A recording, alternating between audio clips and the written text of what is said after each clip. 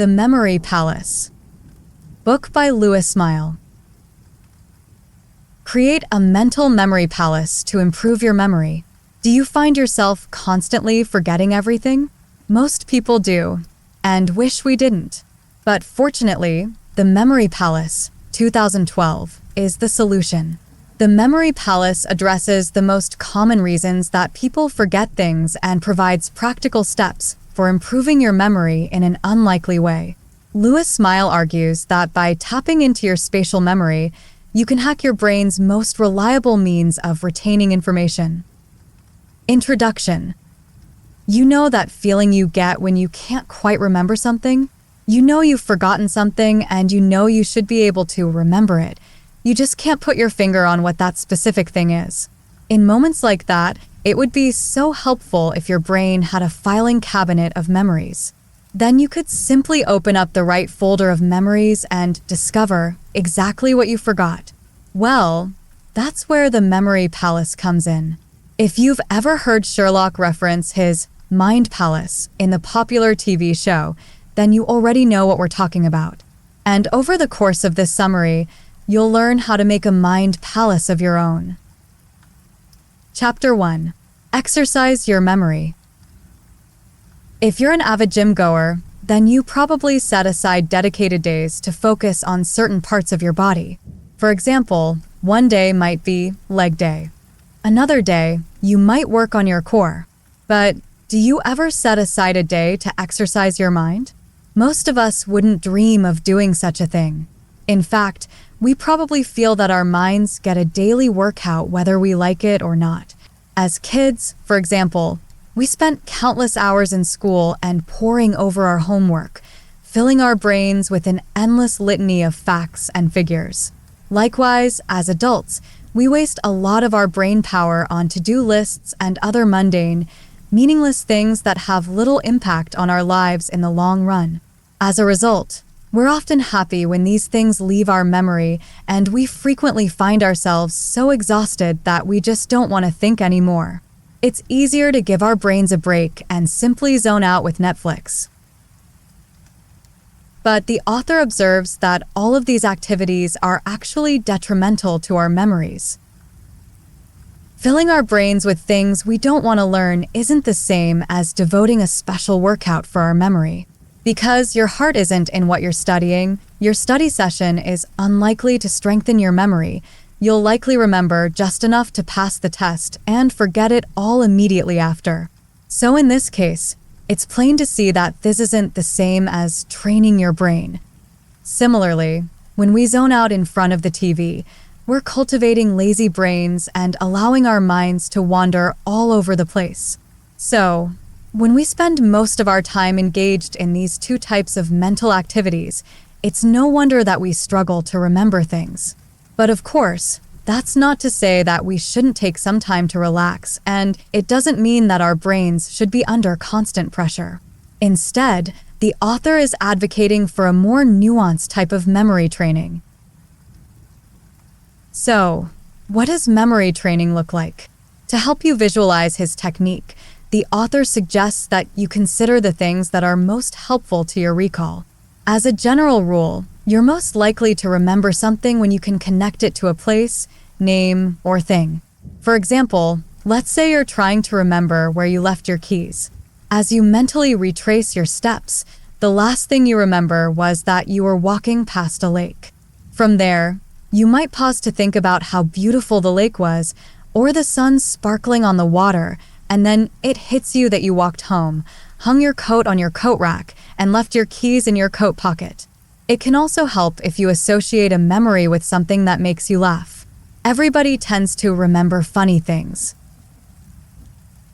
So, the next time you're trying to remember something important, the author suggests that you construct a mental picture for that thing that will help you remember.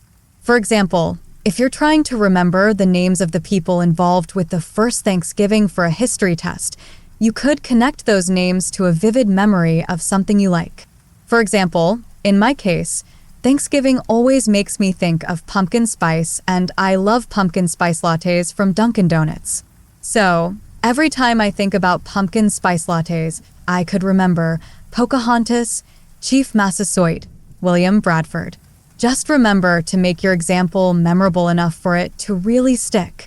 So, try to choose something you really love, something you really hate, or something so shocking that it will stick in your head.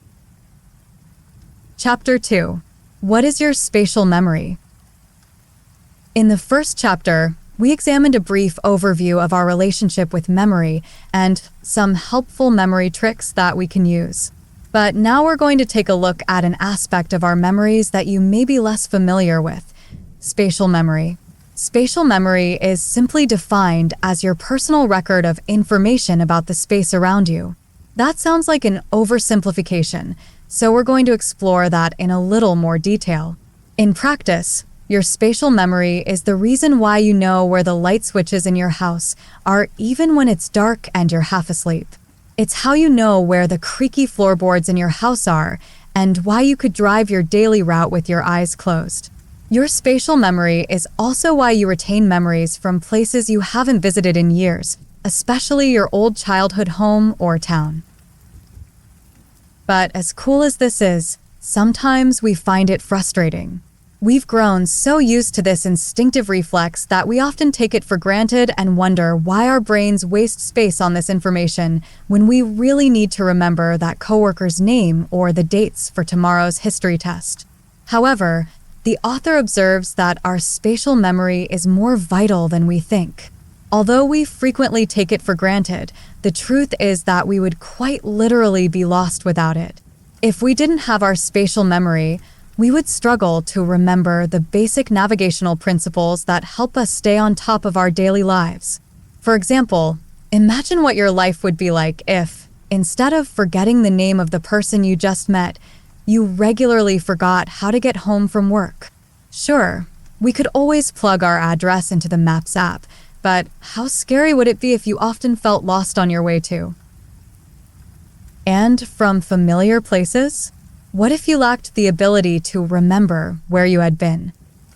Before, all of these freaky options would be on the table without our spatial memory, so if we had to choose what we're more likely to forget, it's probably easier to struggle with little things like names and dates. So, that's why our spatial memory is an awesome and essential part of our lives. But the good news is that our relationship with spatial memory doesn't have to be a neither/, or situation. In fact, we can train our spatial memory to help with our overall recall. And in the next chapter, we'll explore a few tips for doing so.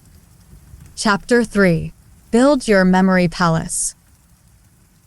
Remember how, in the first chapter, we mentioned that connecting images and places is a helpful mnemonic device.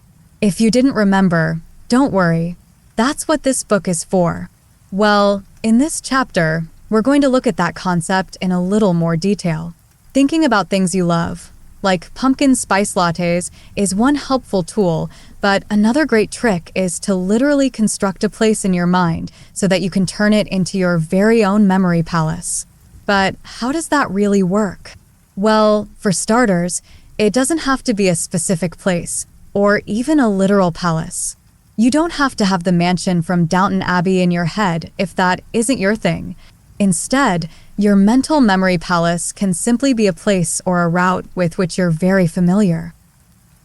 You can think of the memory palace we'll create as a sort of information superhighway. This memory palace will contain all the important stuff you'll need to remember, so you can visualize it in whichever way works best for you. If you think about it like a house, you can envision yourself stopping at each room along the way. Or you can think about it as a route and imagine your daily commute to work or school. You can then add stops or street names along the way to serve as memory mile markers. And that's where the crazy story comes in. You might remember that, in the first chapter, we discussed the importance of telling yourself a crazy story to help you retain information. And in this chapter, we'll take a closer look at how that will function in practice. For example, let's imagine that you're trying to memorize some facts about Bleak House by Charles Dickens for a test. But unfortunately, the story is a little long and, well, bleak. With over 1,000 pages of verbose and antiquated language, how can you ever commit it all to memory? The author recommends that you start by taking select details that stand out to you and connecting them to a crazy story that will draw on your spatial memory. For example, if we use the analogy of connecting facts to your daily commute, you might imagine that you're on your way to Dunkin' Donuts to grab your morning coffee before school. But instead of the customary orange and pink of your traditional Dunkin' Donuts, the building is instead a large, gloomy-looking mansion. You can envision this house as the essence of Halloween on steroids, bats, creepy music, the works. And that's how you remember Bleak House. As you collect your bleak cup of coffee and drive on, you pass one of the standard landmarks that you use as a guiding point during your commute. But instead of the building you're used to, you see an old, decaying courthouse with an endless litany of sad people drudging in and out of it. Inside, you can hear the slam of a judge's gavel and the opening remarks made by an important-sounding lawyer with a British accent. And that's how you remember Jarndyce versus Jarndyce, the landmark court case that lies at the heart of Bleak House. These are just a few examples, but you can easily see what they mean. Whatever you're trying to remember, the point is to tap into your spatial memory. Because your spatial memory automatically registers locations that are significant to you and helps you remember them. Associating information with a familiar physical place can hack your spatial memory and help you to remember other types of information as well. The key is simply to make that information wacky enough for it to stand out to you. Case in point, imagining that your morning cup of coffee, or cup of joe, is being served to you by an impoverished and dirty boy named Joe can help you remember poor Joe, one of the characters in Bleak House. But creating these wacky scenarios isn't enough. You also have to spend some time really imagining them and letting these images burn into your brain. A fleeting thought or visualization isn't enough. You have to really concentrate on seeing these images in your mind's eye. So, spend about 15 minutes each day envisioning these scenarios. Before you know it, you'll soon find that you're able to remember each of the names, dates, or facts you are trying to recall. This also ensures that your memory will act as a failsafe, trapping and retaining the information in a more effective way than an all-night study session. Because, let's be honest, cramming never works. And the best part is that you can reuse and recycle this trick as many times as you need it. Plus, its power isn't limited to tests or to vital information. You can apply this same principle to help you remember anything from someone's name to where you parked. And once you put this principle into action, you'll discover that you can actually remember anything. All you have to do is construct a memory palace. Chapter 4. Final Summary. Forgetting things is a natural part of the human experience. Despite our best intentions, we often forget everything from our shopping list to where we left our keys. And sadly, far too many people accept this as a fact of life, assuming that there's nothing anyone can do to change it. But the author argues that building a mental memory palace can help you to remember anything and everything. Just start by constructing a crazy story and associating information with a physical place or a route you take every day. Doing so will connect information to your spatial memory and enable you to instinctively retain information in the same way that your mind absorbs the spatial details you need to know every day.